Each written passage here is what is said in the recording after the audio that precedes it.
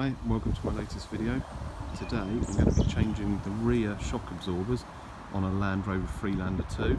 This is a 2009 09 plate 2.2 diesel TDI, TD4 XS TD4E Freelander 2 Land Rover. So okay, where do we start?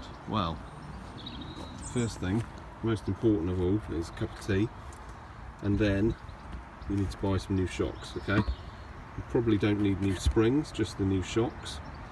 In order to change them yourself, you will need some spring compressors, a couple of other things that you'll need. This is a 18mm offset spanner, deep gooseneck, or call it what you like. It's the one with the kink in it. 18mm. The reason you need this is on the top of the shock absorber, the spring kind of goes here. This bit extends up, and there's a top plate, and that spanner needs to go on the big nut, which is kind of threaded on here.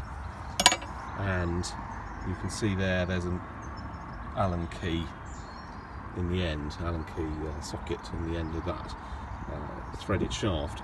So if you just try and undo the nut, then you'll just end up spinning this shaft. So you steady it with the Allen key whilst undoing the nut, but it is recessed down, and hence you need this sort of offset spanner. Socket set, jack, trolley jack, which I've got somewhere in the boot there, axle stands. Probably best to jack the car up rather than putting it up on ramps, because you will need to take the wheel off and adjust the suspension up and down. Haynes manual here recommends that you replace these bolts. Now these go through the bottom, the top of the hub carrier. Okay, so it's the big chunk of metal which has the wheel bearings in it, and the drive shaft kind of goes through. And at the top, at the back of that, is a sort of a kind of clamp, pinch clamp, which goes round this bottom bit on the shock absorber here. Round the back of that is a big nut, a big nut and a big bolt like this. And the Haynes manual says that you should replace this bolt. I don't quite know why. It's probably because it's got a thread lock on it or something like that. I've got these from my local Land Rover dealer, part number LR000073. Okay, now it's the same bolt, front and rear, so I bought 4 of them because I'll be doing the front shocks next week. They'll be done in a separate video.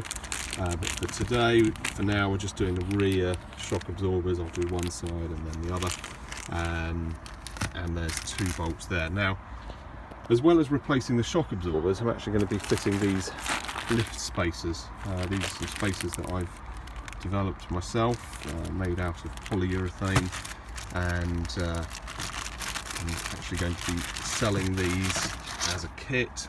So you've got a sort of stiff polyurethane spacer there, metal tubes inserted in, and that comes with some longer bolts here, bolts and high tensile nuts and washers and bits and bobs for replacing the standard studs in the top of the top plate on the top of the shock. Because obviously fitting these spacers in, you need longer bolts. The aim really is to lift the back of the car by, I'll just get a ruler here. The lift will be about twice the thickness of the spacer. So the spacer goes up the top, up inside the wheel arch, up the top here, above the shock absorber, and that's the aim of sort of pushing the shock absorber down, which lifts the vehicle. The vehicle will lift by about twice the thickness of the spacer. So the spacer is about 20mm thick, so I'm hoping for a 40mm lift. Now if we just measure this, let's see what's hanging down here. Let's just try and get a rough measure of the clearance at the moment between the top of the tyre and the wheel arch there. So we've got roughly just over 13 centimetres there. So with the spacers fitted, hopefully we'll have about 17 centimetres there, but we'll fit them, let them settle down, and we'll remeasure and we'll see what we end up with. So what I'm going to do now is jack the car up, get the car up on the jack and the axle stand, get that wheel off and have a look behind the wheel. It's probably going to need a bit of a clean up with the pressure washer, and I'm going to look at actually removing the old shock absorber. Okay, so I've jacked the car up, removed the rear wheel, supported the car on an axle stand under there on the suspension in a mount, kept the jack as well, and stuck the wheel underneath the sill just as an extra safety measure. So having a look here inside the wheel arch, there's the shock disappearing up in there. There's quite a lot of mud and stuff up there which I really do need to try and get out. Everything's pretty filthy. So we can see here a few things I'm going to have to do. Rear caliper, that needs unbolting and just carefully tying that out of the way. We don't need to split the brake line or anything, just need to undo this, remove this and remove the caliper and everything, tie that securely out of the way so that there's no strain on any of the brake hoses. Here, this is the wheel speed sensor wire. This bracket again needs undoing and removing and just sort of tucking up out of the way. It might be possible to disconnect that or not, I'm not sure, I don't know, but we'll just get it out of the way. And then what I need to do then, round the back here is, or somewhere around here, probably around the front actually, you can see there, that's the head of the big nut, the one that needs replacing. So that will be undone and removed and thrown away. And this metal here forms a sort of a clamp, a pincer sort of clamp around the bottom of the shock absorber. You can see the bottom just sticking down there. There's this tube. What we're going to do is try to sort of open that clamp up very slightly by hammering in a flat blade screwdriver or something, doing something just to open it very, very slightly to allow this to then be hammered downwards. Now, in order to allow this whole assembly, it's what's called the hub carrier here, to move downwards, it might be necessary to undo some of these lower mounting bolts here. Don't know.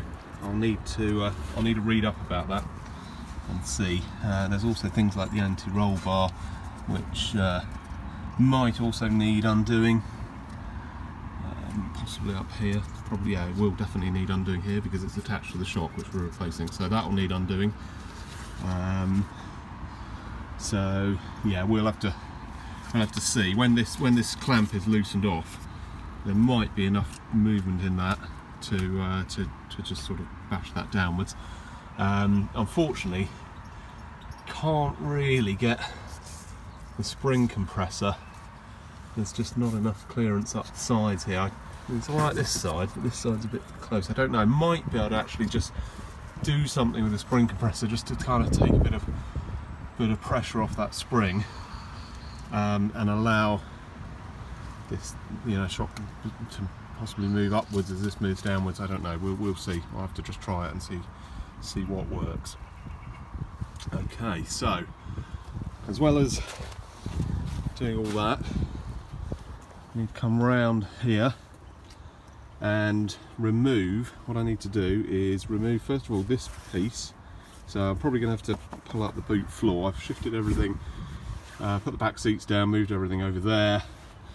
Might have to lift this boot floor up, take this panel, pull this seal off, take this panel up, and then there's a weird thing here. I can just show you that. You just turn that, pull that out, and there are somewhere there in the bottom of that kind of little loop, cargo net sort of point, and also down here, the bottom of this one here, just there is a there's a screw. So there's 2 screws, and then behind here there's a whole load of poppers, which you just pull the whole thing out. It just pops away, and hopefully kind of comes free to expose the shock top plate and nuts, the 3 nuts underneath here, underneath this black cover, which we need to get at. Now I will undo everything in the wheel arch first before undoing the bolts under there. Now the Haynes manual actually says to get the help of an assistant. Now I'm on my own here, so it's going to be interesting to see what happens. What I don't want to do is undo those and have the whole thing just crash down onto the ground out here, so I'll have to be a little bit careful how I do things. Okay, right, I'm going to start undoing a few bits and bobs, and we'll see how we get on. Okay, so just giving everything a bit of a jet wash up there, just to get rid of the mud, just so I can see what's what. Yeah,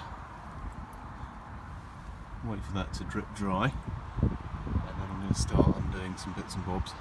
I'm going to start off by undoing these 2, this one, the bolt at the back, and then we'll see what happens. We'll see if I can get that hub carrier to move down. If not, I might have to undo some bolts lower down.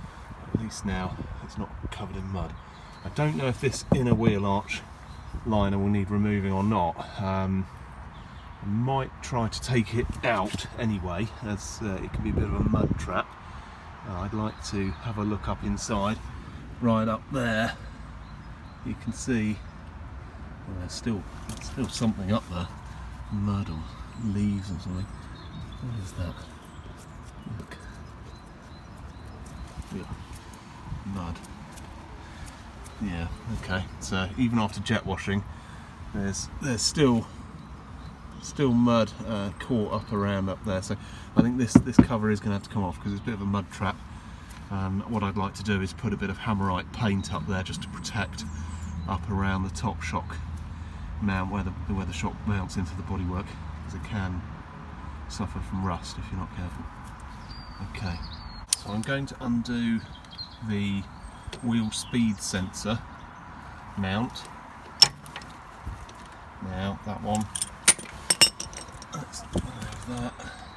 It's a T30 Torx bit.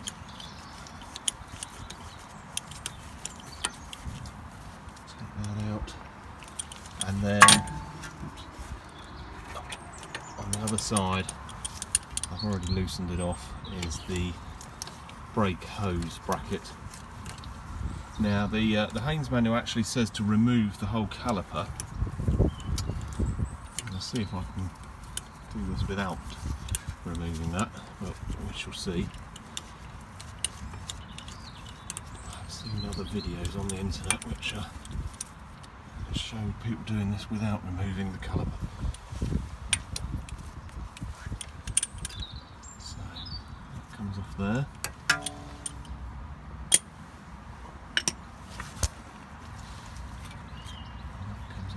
Let's just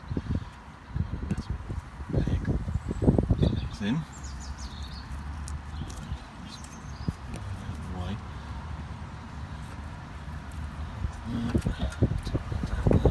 And then next is the anti-roll bar link. Okay, so this one's got an Allen key in there. I'm not sure what size, we'll find out in a minute. An Allen key in there to stop the actual sort of ball joint shaft rotating.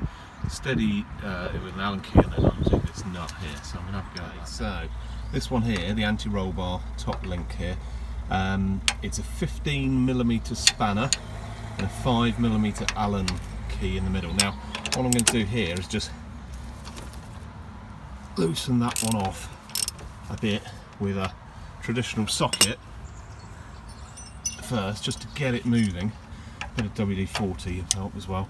Get that spanner on there. Now you'll notice when I turn that, it's turning the whole thing. So I now need to stick that Allen key in there. Now I'm going to have to stop filming because I need two hands for this. But, well actually, no, you can actually see, if I do that, you can actually see the spanner is moving relative to the Allen key. So I'll just keep doing that until that comes loose. It comes completely off. So the nut has now been removed from that. You'll notice actually the threaded part has actually dropped slightly. That's actually solidly in there. I think just the pressure of the spring pushing down, what with the anti-roll bar, etc., has actually put some force on that threaded part. So what I'm going to actually do, I've just cast splendid on the underneath here, underneath the bottom of the hub carrier. I'm just going to apply a little bit of pressure onto that, just lift the hub very slightly. And you'll notice, see that's moving. That threaded part actually has now come free. It'll actually be moved out of the way. Okay, so I can now put the trolley jack back where it was, under the sill. What I'm going to do now is undo the big bolt that is clamping the back of this hub carrier around the shaft of this shock absorber. Okay, so there's a great big bolt there. That's the bolt that we'll take out, throw away and replace with a new one. So right, I'm going to get a big socket on that now and have a go at removing that. Okay, this one is moving now. It was very, very tight. I had to use my big 24-inch breaker bar, that's the thing I use on my wheel nuts, to get this moving. It's a 15mm socket, and it is really, really hard, really tight, really difficult to remove. So it's a case of getting it moving and then slowly working away at it with a ratchet. Okay, right, I'll keep at that until that comes out. Okay, after a lot of elbow grease, I've managed to undo that one. Right, there it is. Now that's going to get replaced. Good job really, because this one's a bit rusty. It's like it's been either in there for many years or it's been, the shocks have been done in the past, so somebody's reused it, but it's pretty rusty around the neck there. So yeah, that was a job to get that one out. We've got a nice new shiny one to put back in. So, right, okay, what's next? I'm going to try and insert some sort of screwdriver or chisel or something into the back. If you can see here, there's this bit here, this bit where the bolt went through. There's a gap in between. I can bang something in there to prise it apart very slightly, and then try and carefully hitting this with a hammer. I don't want to hit too hard, but that's what that flat bit is for, really, for popping that down. I've already put a load of WD-40 around here, so hopefully that will penetrate in there, and hopefully the whole thing will slide down. We shall see. Right, now I've attached this little magnetic light here, LED light. It's a great little thing. You can now see the gap. Yeah, the gap here, and I've taken a screwdriver. Got a screwdriver there, and I've just banged that in. So it's jammed in between those bits of metal, jammed into the crack in between where the bolt was going through. It just helps to just move that apart slightly now.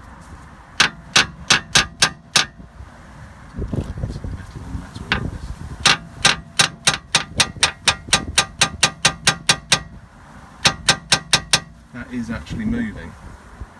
That is actually moving very slightly. Get a bit more WD-40 on there. It is actually starting to move.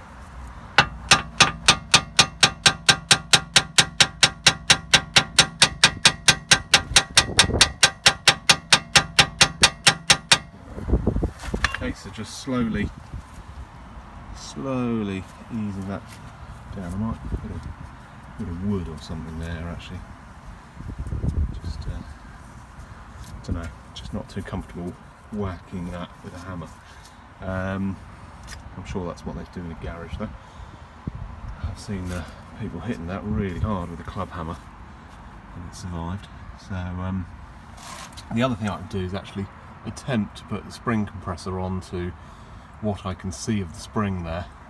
Just see if I can just compress it slightly and take a bit of pressure off this. The piston in here, the actual damper piston, actually has a small spring built into it so that when you go over a bump the thing extends right out. It just sort of helps the shock kind of go back. So yeah, okay, I'm going to keep at that, see if I can slowly drive that down and put something there just to protect that, and if necessary get a bigger hammer, give that a good old hitting and see what happens. Okay, so it's starting to move. You can see there, come down about 15 mil or so. What I'm doing is just hitting this not too hard, not hitting it too hard, just lots and lots and lots of gentle taps, and just the vibrations are causing that to slowly move down. Lots and lots of WD-40 in there.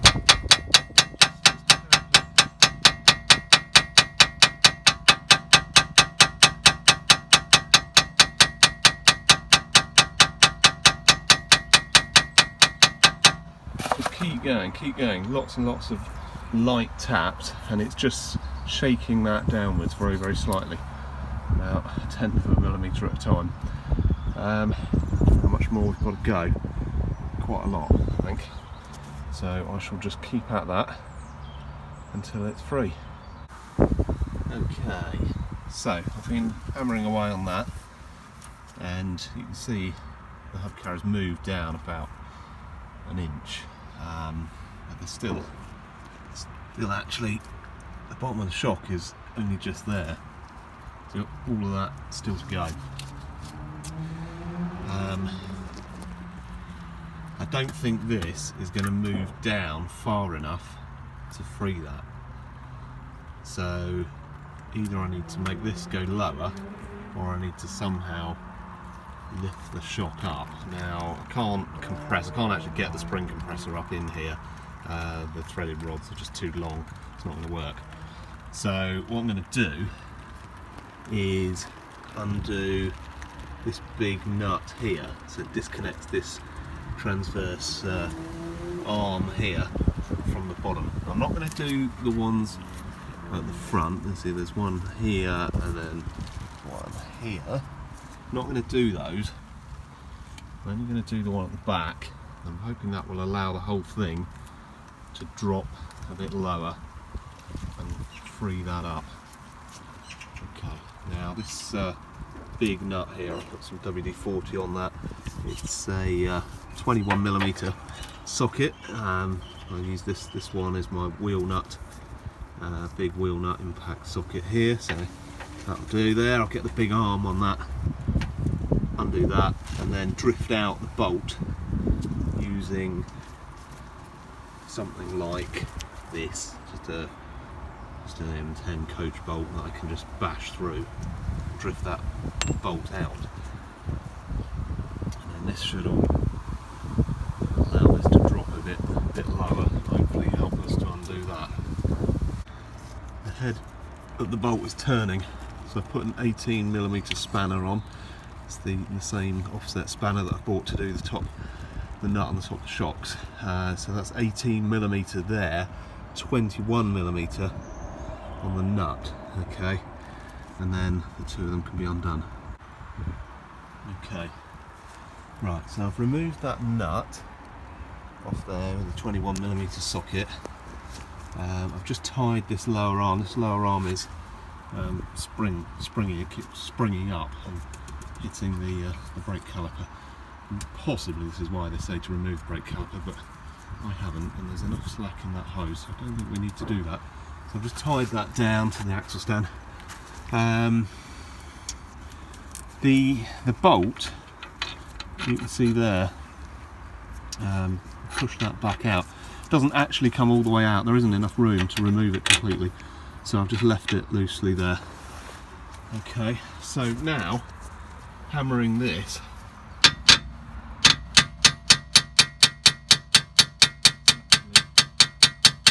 moving down. That's moving down a bit more.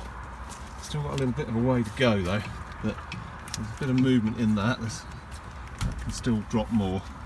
So I think what I'm going to do here is find a piece of wood or something here, just a little bit of wood, and just give that a really good wallop with a big club hammer and try and free that up. We've still got about another 4 or 5 centimetres to go on that, so just need to get a bit brute force on it. Right, it's come down that much. There's about that much to go, about 1 centimetre or even less, and I just cannot get it off that bottom of that shock. I don't know what's stopping it, so I'm resorting to undoing this one here as well, the other transverse link arm. Undo that. I'm not going to do the trailing arm, that big one. Just undo that one, and just hopefully that'll just give it an extra little bit of manoeuvrability to drop enough to get the shock out of that hole there. Okay, it's out finally. Undoing that extra one there really helped, and that popped out. Now I need to support the weight of this lot, this hub carrier, just so it doesn't put any strain on brake hoses, etc. Okay, that's supported now on the jack. Just take the pressure off that. The shock is now loose. And what I've done also here is just unpop that brake hose thing out of there. Just gives a bit of extra slack on the brake hose. When you undo this and that finally drops, you really do need something underneath, like a block of wood or something, just to stop that dropping, straining the brake hose, and also risking drive shafts popping out and all sorts of other things. Okay, right, now I need to undo the bolts at the top. Okay, right, okay, so what I've done here is just rested the bottom of the shock absorber in the sort of top of the hub carrier, just adjusted this jack up very slightly just to support the weight there, because when I undo the 3 bolts in the boot, I don't want this shock crashing down onto the floor. I don't have an assistant to hold it, unfortunately, so just got to try and wedge it there. A couple of things I'll point out here. I've already mentioned about this brake hose. Just separate that out of there, just to give that a bit of extra room. You don't need to remove the brake caliper. That stayed on. You don't need to remove the bolt out of the end of the big trailing arm, but the two lower transverse arms do need to undo the nut and just push the bolt through. Don't seem to be able to get the bolt out completely, just push through. That allows the hub to then drop enough to slide whatever this is, 10 centimetres or so, a long way. Okay, you can see at the back there, there's the little gap that we were talking about, the gap in the kind of clamp, which I hammered a screwdriver into, hammered a large flat blade screwdriver in to open that up, and then lots of WD-40. Now, what was happening is at the bottom of this shock body there was a bit of a ring of rust where it was sticking out the other side of the hub carrier. That ring of rust was really what was causing the problem and stopping it from sliding up out of the hub carrier. So when I do the other side, I'll give that a good clean up, maybe rub it with a wire brush or something, a bit of sandpaper, just to kind of get that rust off, and hopefully that will allow the thing to just slide through the clamp a little bit easier. Right, okay, so what I need to do now is remove this whole panel here. There's a couple of screws. I've already taken out this clip here. The light lens has to come out, so you disconnect the wire, and then that whole thing just kind of poppers out. So I shall give that a go. We'll see how I get on with that. I've lifted up the boot floor, and that's given me access to this here. This is a Torx 35, I think that's a 35, no, TX40 Torx 40 bolt there. So just undo that, comes out like that. Okay, let's just park that somewhere out of the way over there, and then you can lift this little bit of flooring here. You've got, I'm pretty sure that is the connector for wiring a trailer in, a tow bar wiring, sort of loom ready made, and a nice grommet there down through the floor. Right, so let's see if we can get this get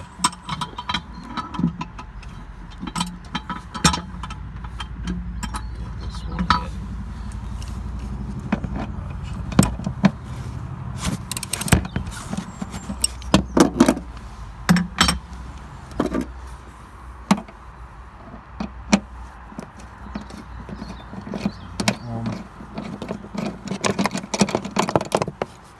Okay, that's that.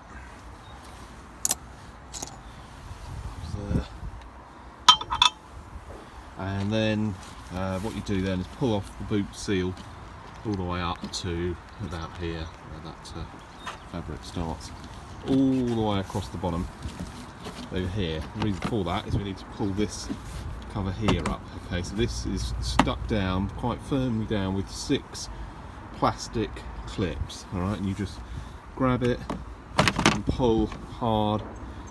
I've already loosened it up. You just pull hard. You can see there the 6 white little plastic things that go into these holes here. So you just pull that up, and there it comes.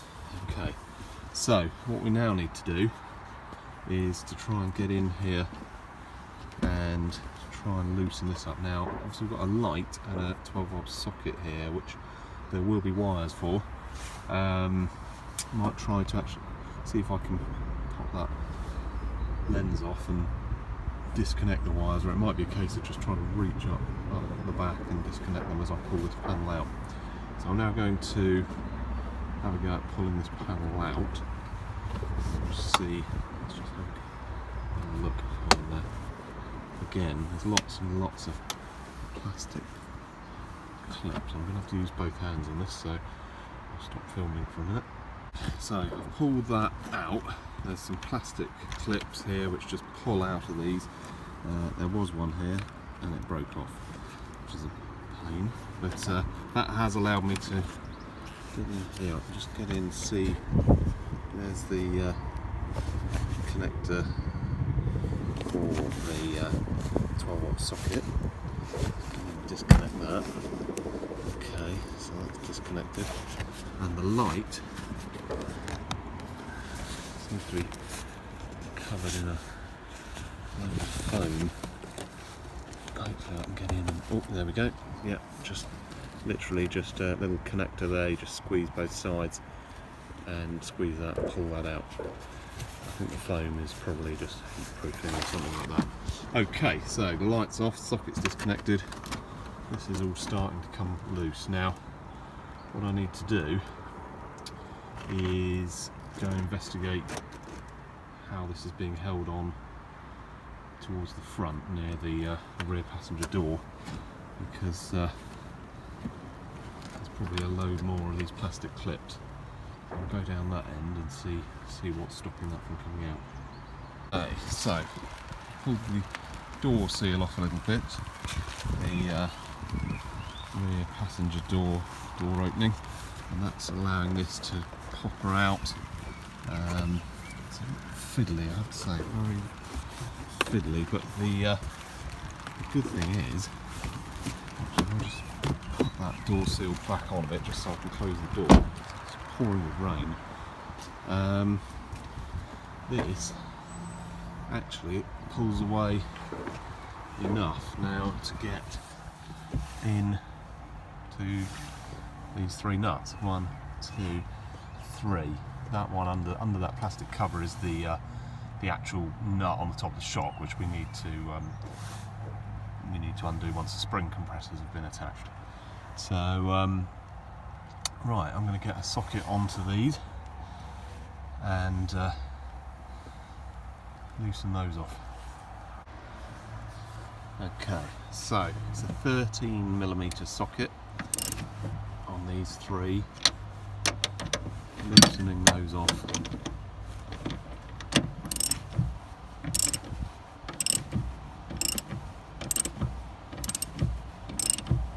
Just carefully loosening those off. I'll do these two at the front first because they've got this weird black thing. I think it's metal, not plastic. Remove all that, and I'll do the one at the back. Hopefully there won't be a big crash as the shock absorber drops out of the car onto the floor. We shall see. Okay, right, that's those three nuts undone. This weird metal thing just lifts off. So three nuts with the 13mm socket, and the shock hasn't dropped out, which is good. So let's do the resting the other side now. Probably going to have to use both hands here. This is going to be heavy. So I'm going to stop filming and lift that shock out onto the ground. Okay, there it is. Lifted that out. See up in there, it's a bit of rust. Still need to try and remove this, possibly remove this inner wheel arch, and probably actually just get a wire brush up there and get some Hammerite paint on it to protect around there. So I've lifted out the shock. The hub carrier's supported on the jack here, so there's no strain on drive shafts, hoses, etc. I'll probably stick a breeze block or something underneath that. I'm going to carry on with this tomorrow morning. Hopefully the weather will be a bit better. It's been pouring down all day today, absolutely soaked. So what I need to do now is get spring compressors on here, compress this, and under here is a nut which we need the offset spanner for, Allen key in the middle, so I can't undo that until the spring has been compressed. Okay, so that's the next thing to do.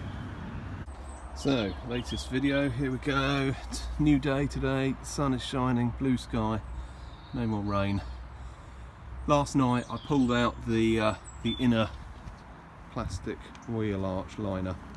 There's a lot of mud stuck on top of it, trapped between that and the body, a lot of mud. So I've just cleaned this up here with some hot soapy water, scrubbed off a lot of the mud. You can see there is some surface rust appearing there. So I'm going to let that dry, and I'm going to give that a coat of Hammerite paint, just some silver Hammerite that I've got, which I'll just paint on there, and that should give a bit of protection against the rust, and then the cover can go back in. Meanwhile, the old shock absorber is here. I'm going to get the spring compressors on that and undo the big nut at the end and take that apart. Okay, so here's the spring compressors fitted on there, and then this here is actually a 1/2 inch square ratchet attachment going there. Start tightening those up, compress the spring, and then I'll just see if I can undo this nut at the end here. Okay, so what I've done here is put the whole shock unit up on its end like this, and then I'm going to try using this 18mm offset spanner down in there. I've got the spring compressors on, very important to compress the spring before undoing this nut, and a 6mm Allen key. Now I will try to undo that like this. I'll need to stop filming while I try that because I need both hands. Let's see if I can undo that. Now, can't undo it using the spanner, it's just too tight. Okay, so it's worth trying that method. That is how the Haynes manual says to undo it, but well, yeah, they make things sound a bit easy. That nut there is really tight.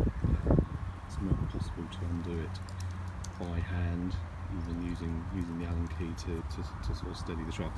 So what I've done, it's got myself one of these. This is a DeWalt impact driver. Other makes are available.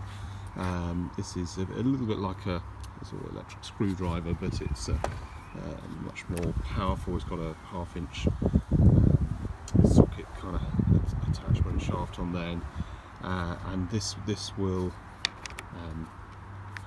exert a very high torque in a sort of whacking, impacting kind of motion. You can tighten up or undo with this, and this one was about £125 on Amazon. Doesn't come with a battery. I already had a battery because I've already got a DeWalt cordless screwdriver, so I'm going to give this one a go. Now, it might be a bit difficult to try and film this at the same time as using this, but let's just try and see.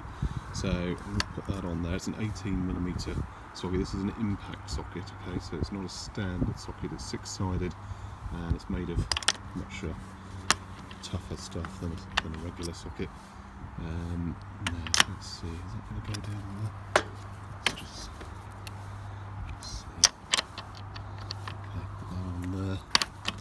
Right, let's try this. Okay, now that seems to have worked. So much easier with the right tools. Worth spending the money on something like that. I'd have been hours trying to do that with a regular spanner and Allen key. You can't really heat this or anything. So there we go. I didn't even have to steady the shaft. The impact driver is so effective that it's just undone that straight off. So with the spring compressed, now with that nut removed, we can actually try to lift this off here. It's a little bit seized on, so I might need to just get a little hammer and just bash that up. We can lift that up and start disassembling. Let's just free that up now, it's just a bit stuck on. So what we have here, we have a kind of paper gasket, just avoids the top plate sticking to the bodywork of the car up in the wheel arch if it gets corroded. Yeah, just good to kind of keep that on. I'm going to be fitting polyurethane spacers on here, so this can be taken off and thrown away. So let's just lift that off and you can see what we've got. Okay, so it's quite rusty. So if it's rust, that's quite a good clean up. Here you can see those studs. I'm going to be removing those, putting longer bolts in. So what do we have now? This top mounting, I don't know what it's called, spring seat piece that comes out with, it's got the bump stop as well. It's actually caught up on the dust. Let's go and try to lever that off the shock. See if I can get that off doing it with one hand. There we go. Right, so that whole thing comes out in one piece, although that's actually 4 4 different things. You've got the concertina dust cover, which I'm not going to get off with one hand. See if it's down on it. Oh, there. Okay. So, pop back out. So we've got this concertina dust cover there. There is this bump stop, which is just a big rubber bung thing that sits on the top of the tube, top of the shaft. Everything's pretty filthy. And then these 2 bits, this is actually two pieces. There is a rubber seat. Let's get them apart. Let's do this with one hand. Okay, I'm not going to try and get that apart with one hand. So there's this piece is rubber. That's what the seat sits, what the spring sits on, and then this bit here is hard plastic. Okay, and that all sits down on here. So we've got the shock shaft now. Because this spring is compressed, I can just lift the whole spring off, lay that down on the ground, and then we've got, this is the actual shaft of the shock. So what I'm going to do is just push that down, and that then rises back up on its own. There's a small spring inside the shock. There's quite a lot of water and mud inside here. That's probably where I was pressure washing things the other day. The whole idea of this dust cover is to keep this nice and clean, stop dirt getting in there. This is what usually causes the shock to fail, is the seal there starts to go, the fluid comes out, and then you've lost your damping action. This shock absorber actually doesn't have any air in it at all. That's actually really strong, and that's rising back up nice and slowly. So yeah, so this one can be cleaned up, and I'll probably give everything a good clean up, put some silver paint on the top plate, maybe paint the spring as well. All this mud here, as you can see, even though I've washed this already, there's just a bit of hidden mud which all needs brushing out. Okay, right, that's the shock disassembled. So there are 2 ways to remove the stud from the top of the top plate here. First method is like this, using either a G-clamp or a vice and some kind of socket there, so that the head, sort of plain head of the stud, has something to slide into. Try clamping that up and see if that pushes the stud back out of the plate. It's probably better actually doing this in a large vice or on a bench if you've got one. The other method is to use a couple of broom blocks of my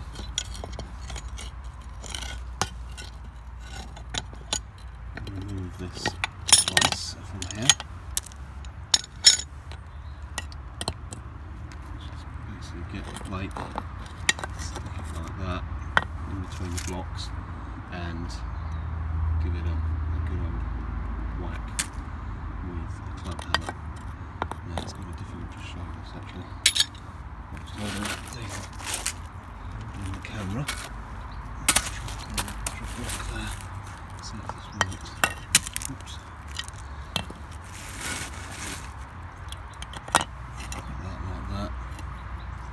Make sure the stud's there, and then basically hit that downwards.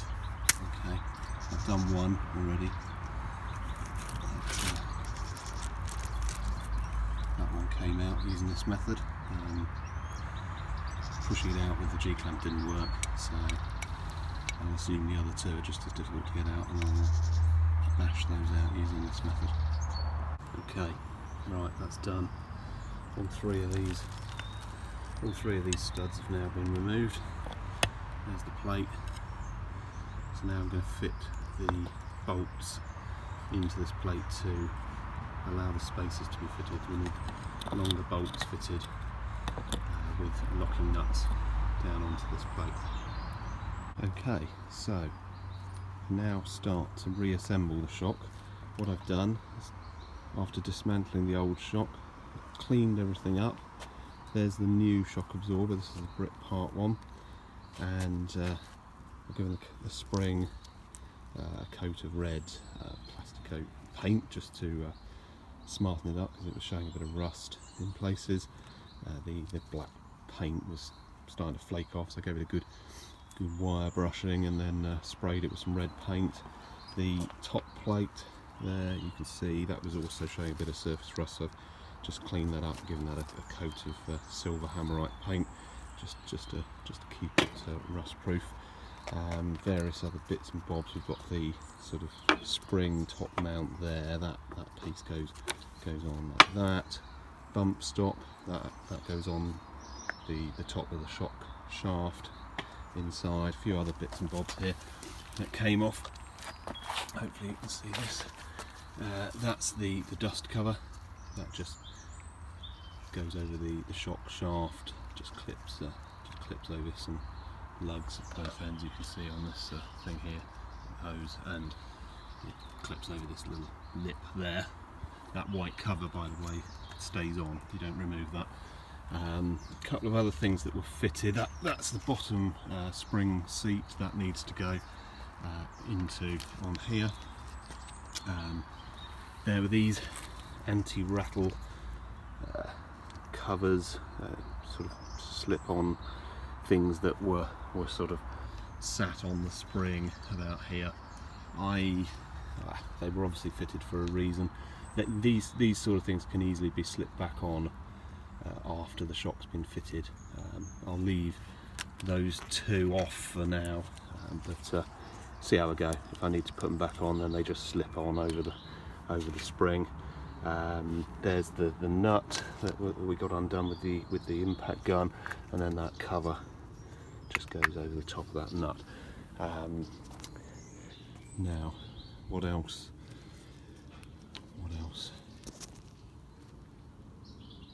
There was also a sort of a rubber block hanging down underneath here on the old shock. That's apparently is some kind of harmonic damper. It sort of stops resonance noises and, I don't know, rattly kind of noises from the shock absorber.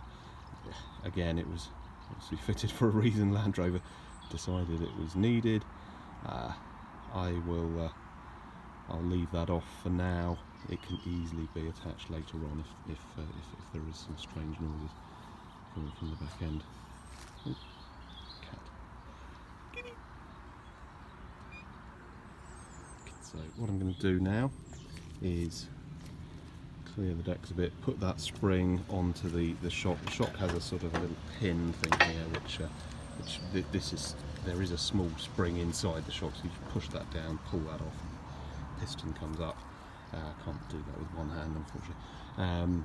Put on the rubber seat, put the spring on, use the spring compressors to compress the spring, dust cover, bump stop, top shock seat. Put all that on, and then finally the top plate, and then the nut, which needs to be tightened to 80 Newton meters, so it's a torque wrench job. Use an Allen key and a spanner to sort of get it tightened down, finger tight, and then a torque wrench to tighten that up. Now it's important when tightening that the top plate doesn't spin, because the orientation of the shock around the axis and the studs, which I'm going to fit longer studs in here shortly, these two are closer together, so they need to go at the back, inner, towards the inner wheel arch, and this bit with holes in sticks out, so it's important they don't come out of alignment. Very difficult to realign once the spring compressors are removed. Okay, so what I'll do, start assembling, put the longer bolts into here, and get the shock together with spacer mounted on top. Okay, so what I've done here is fit I've taken out that pin, let that shaft rise up, put in this rubber seat at the bottom. There's a couple of little little rubber bungs which you can actually just pull through from underneath. Make sure that this bit lines up with that bit on the bottom of the shock absorber. That sits in, you'll know if it's right, it will sit in nicely, and the other way round the holes don't line up and it just doesn't look right. So then we're going to take the spring, which I've just knocked over, and carefully put that in. Doesn't matter which way round it goes. Doesn't really have a top and a bottom as far as I know. But what you're looking for is to get the bottom of that spring sat in that little kind of sort of groove here, that little step there. Okay, so there's the spring there. So now I need to put the dust cover in there. So this piece, that just kind of goes in. Just have a look and see if it has a right and a wrong way. Okay, so you'll notice each end, one end looks like that, the other end has this sort of rib around it here. That's the end that goes downwards. Okay, the reason for that is what locates onto this little rim there. So push that down, and the bottom is quite easy. You just push it down. Should just clip over. It probably needs two hands. It just clips, pushes over, and you'll hear it click over. The top one, a little bit tricky to get over these kind of barbs here. The easiest way to do it is just assemble the shock and then just carefully use some long nose pliers and just pull that up over these little barbed bits here just to kind of catch it into the top groove there. Don't forget bump stop, which goes in down in here. Rather than just dropping that down on the shaft, that actually needs to be located into this in here. You see here, there's some marks there, they locate into this groove here. So that just pushes in, not too far, there you go, just like that, just pushes in like that. Now, when you put this in, it's very important that these cutouts here line up correctly with the bolt heads, which are going to be on the other side. You can just see the marks there where I removed the studs, so there will be some dome-headed high tensile bolts there. So I'm going to fit those bolts now and then get this bit bolted down onto the top there. Okay, so here's the spacer that I'm going to be fitting. This is a polyurethane lift spacer which I've developed over the past year, and if you're interested in fitting some of these to your Land Rover Freelander 2, then there'll be a link in the comments at the bottom of this video. So that spacer is going to mount on top of this top plate. Okay, and what I need to do is I've removed the studs from the top plate. The spacer comes with these bolts, okay, so long high tensile bolts and a nylock nut and a high tensile nut, a couple of washers. So the order in which we need to fit these bolts is, first of all, it's worth using either a drill or a tack or some other, just an old standard M8 bolt here, just to clear those holes, because they are a bit of a tight fit. They are exactly 8mm. Don't want to risk damaging the thread on the high tensile ones, so just use this just to clear the hole and make sure that it's sufficiently wide for these bolts to go through fairly easily. So high tensile bolt with a washer under the head that goes up from underneath. Okay, so the bolt head and the washer are underneath the top plate, and then it's the nylock nut. Okay, so the nylock nut is used to lock that bolt down, so that when the shock absorbers fitted to the car and you do up the nuts inside the boot, the bolt doesn't try and spin. Okay, because if you didn't have that nylock, then when you try and torque up the nuts inside, then the action of tightening that nut could actually cause these bolts to just undo and loosen, which would be a bit of a disaster. So the nylock nut there just holds everything in place, and then inside the boot we have this large stainless steel washer and the high tensile nut. Okay, it's important the high tensile nut is the one that's inside the boot, actually torqued up to the correct torque, which I think is about 32 Newton meters, but I'll check that when I actually refit this. Okay, so time to reassemble. Get these bolts fitted, and then I'll show in the next video how it's all come back together. So what I'm doing here is fitting these hex head, button head bolts. The easiest way I found to do this is just use an electric screwdriver with an Allen key, 5mm Allen key head in it, and that will tighten down quite nicely. Right, okay, so that's 3 there. So you see there the bolt head with the washer underneath. That's just because there's often marks left by the studs previously. The washer just sort of spreads the load on the high tensile head. Okay, so we've got these here, so now it's time to put these nylocks on. These do take a bit of spannering to get all the way down, but they are necessary. Okay, right, I'll put those on now, do them up. Okay, so right, there's the top plate. Put the bolts in with the nylock nuts there, and then the spacer fitting down at the top. Now, one thing I found is sometimes the plate isn't dead flat. These bolts can actually stick outwards, leaning outwards slightly, a little bit difficult to locate in the spacer holes. The trick there is just to loosen the nylock, or don't do it up totally tight. Loosen this one here slightly, push the spacer down. Okay, so that now goes down, and then when it's hard down, you can then, well, before you push it right down, just tighten up those nylocks, and then by using a spanner or something to stop the metal tubes lifting, just pop that all down so it's nice and flat. You can do that before the top plate's fitted to the shock absorber.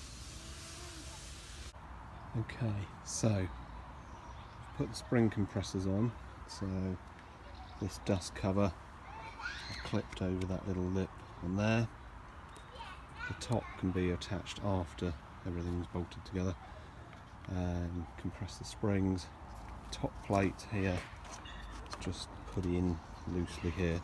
Now, the correct orientation of this, if you look at the top plate, you've got these two are closer together, these two grooves, and then there's one on its own which has a little Land Rover logo in it.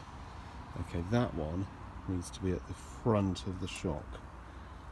Okay, so you look at the shock and you look at the bracket for the anti-roll bar. This lip here with the holes in points outwards. Okay, so the inner wheel arch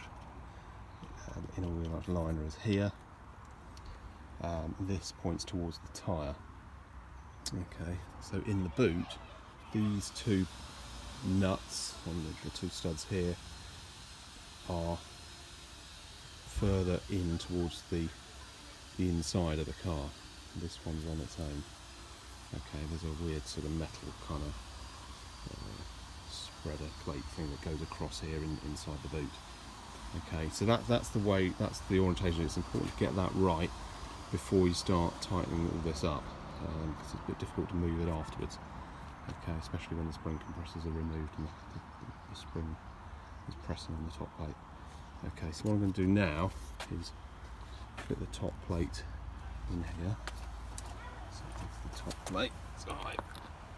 I fitted the spacers in along the bolts and get this round the right way. So you can see here the two domed bolt heads there. They fit in, you can just see there, into there, and into here. And then the other one is here, in that one there. Okay. Now, the thread has not come through the hole yet, so that means I need to tighten up the spring compressors, clamp the spring a bit more, and that should slowly rise up through. Eventually get the nut onto there and tighten that up. Okay, I'll do that now. Okay, so that nut is in there now, so I've just spun that down with a socket, made sure that the clamps are tight enough to get that nut all the way down, and then I'm going to use a torque wrench, and it's 80 Newton meters that we need to tighten that to. What can sometimes happen is the shaft spins when you try and tighten it down. If that happens, then you've got no choice really but to get this get an 18mm socket, 18mm spanner with a 6mm Allen key in the middle there.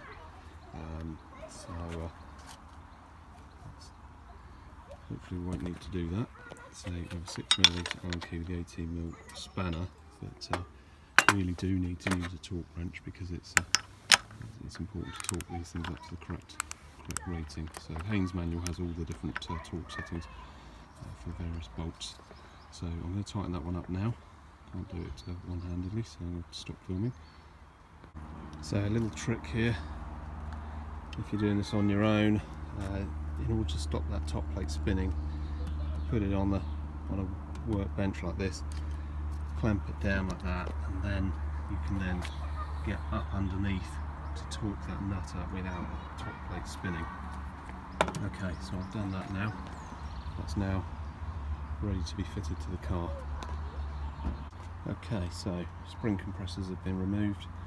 That's now nearly ready. I've just pushed this dust cover up onto the sort of barbs that locate it. The trick is to push on as many as you can, and then just use some long nose pliers just to pull the remaining one over.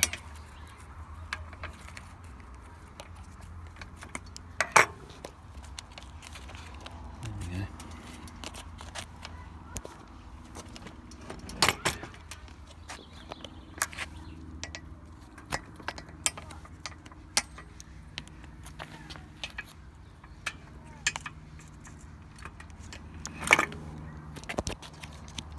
Sure that's located all the way around.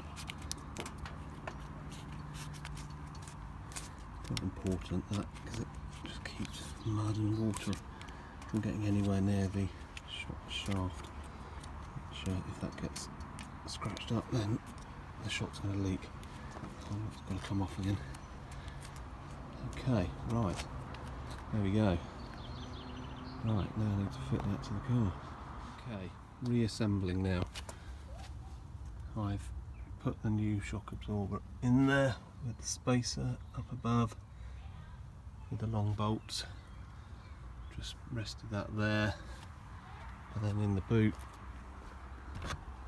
I've put one of the nuts on. Now I need to fit that kind contraption. Kind of weighted spreader plate thing. Put that on, and big stainless washers with the high tensile nuts. The one at the back is just washer and a nut straight down. Now torque these up to 32 Newton meters, which is the recommended torque in the Haynes manual for the Strut top mounting bolts or nuts. Right, I'll get the torque wrench on those, tighten those up, and then somehow I need to get this into there, so I'm going to have to kind of pull all this out, drop that down, to be really careful that the drive shaft doesn't pull out of the inner CV joint. If that does happen, then you just need to carefully kind of locate it back in, otherwise you have major problems. So right, okay, we're nearly there. Bit of a game here. Reassembling.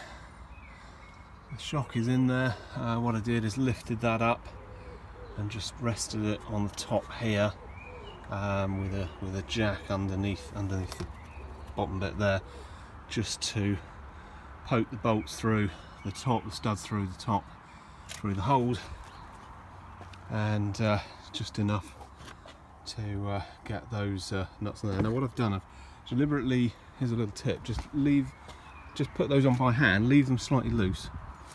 It just gives you a bit more movement of the shock to get it into here. Now, problems I found, even though I split the lower arms off, the anti-roll bar link and that, this has to go right down in order to clear the bottom of the shock. It needs to go to the bottom of the shock plus 20mm because of the spacers that I'm fitting. Managed to get it in there eventually, and then jacked the whole thing up, and this slides back up in. Put that new bolt in behind there, new big bolt, torque that up to 110 Newton meters, I think it is. This one here, back on there, 60 Newton meters. And by leaving the bolts at the top just finger tight for now, it just allows me to wiggle everything around. Because what I found is, as everything dropped, the inner CV joint sort of came apart. It didn't. It was all inside the gaiter, all sealed up. But I think the sort of big ball bearings or whatever form, I think it's like a shaft with 3 ball bearings on which sit in grooves on an outer kind of cup. I think they'd been pulled so far out they sort of came out of the cup and were just sitting around in the gaiter. When I was turning this disc by hand, the drive shaft was trying to spin, but it wasn't turning the actual CV joint body at the other end. So luckily, with a bit of careful jacking, pushing, twisting, I managed to get that to relocate back in, and then get these bolts, just enough thread in there, just to kind of hold everything together. So what I need to do now, get these bolts to come through, put those big nuts on there, which, I can't remember how many pound-foot it is, but it's a lot, or Newton meters. I think it's about 100 and something, 160, something like that. I'll check that in a mo. And yeah, it's all there. It's all coming together. I just mustn't forget to do the nuts up in the boot. I can actually do that now that everything's located. Just need to do everything up. So I'll do these up now, and then this panel can go clipped back on, and yeah, hopefully sort of start trying to tidy up. It's now about 8 PM. I started this morning at about 8 AM, so it's been a full day in the hot sun. I'm pretty exhausted, but you know, so far so good. It's looking good.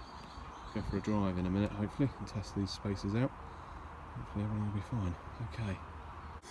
Okay, I've pushed this back in now, tightened up the 3 nuts on the top of the shock top plate studs to 32 Newton meters. That's all tight. I put the little cap over the threaded part of the shock, and then I've pushed all this panel back in. Don't forget to reconnect the connector for the light and the 12-volt socket. Then there's a little 90-degree a little kind of luggage hook thing that you need to stick in there, and then there is a ring hook thing there, and another one there, and then just make sure that this carpet is all located in. Then this piece just whacks down, hits down, redo the seal, put the seal back on all the way around, and the same on the inside. Pop this in, make sure that's all clipped in, and then redo the seal all the way around here. Okay, that's the interior parts done. Just got to do those luggage hooks, and then that's that done. Now all I need to do here is to get the large bolts all the way through the bottoms of the control arms, trailing arms, whatever they're called. Put the big bolts through with the big nuts on the end, and then it's wheels on and go for a test drive. Okay, right, on the home straight now. These big ones here, 175 Newton meters. You may need an 18mm ring spanner on the bolt at the other end, just to stop it turning. There we go. And same on the other side.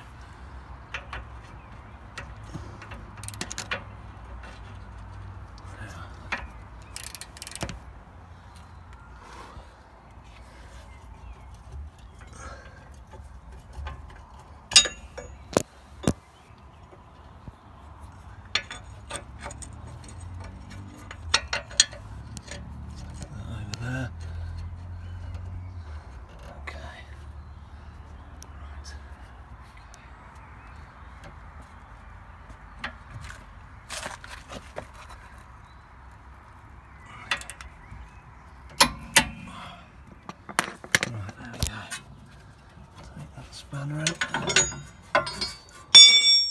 Okay, that is it. Actually, one last thing. Just got to clip these bits and bobs in. Now the bracket there. I think that goes there. That just sits in like that. Kind of weird clip thing. There we go. Come on. Okay. Right, so these brackets here. Now you can see actually this shock is very slightly turned that way. This is why it's so important to get that top plate to sort out. That'll be okay. That'll be alright, but yeah. I prefer that to be slightly straighter. Never mind. So I'll do those plates. So look up in there. There's the spacer, nice and clamped. Nice red shocks, red springs rather. And just get those last couple of bits here. So this bracket here actually kind of goes in kind of like so. Let's get the screw.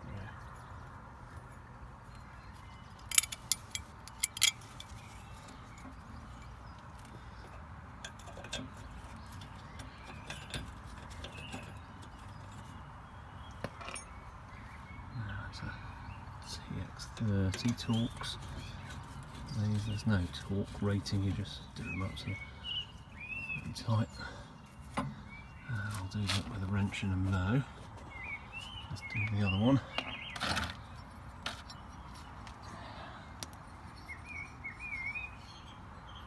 Now this one, can't quite see exactly how it goes. I think it hangs like that. There we go.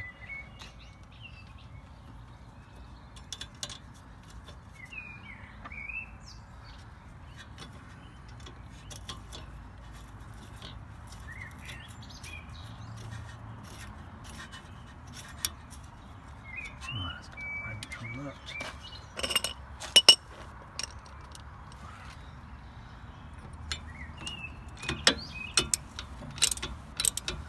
These are just normal kind of screws, machine screw type torques. Machine screw, they don't need to be wrenched right up. I'll strip the thread.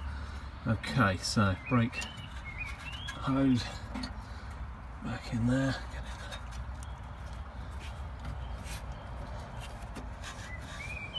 Seems to be a little bit bent. I wonder if I think that's because of the angle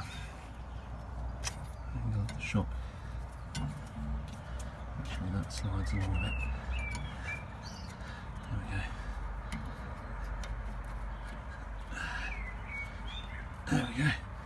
that'll be fine. That's all right. There's no tension in that. Once the wheel is on, weight of the car, everything will sort itself out. That'll be fine. This thing here, speed sensor wire goes into there, and I think it goes like that. This is where it's useful to take photos of video when you disassemble it. Right, I've done that one, I've done the big one. That's it.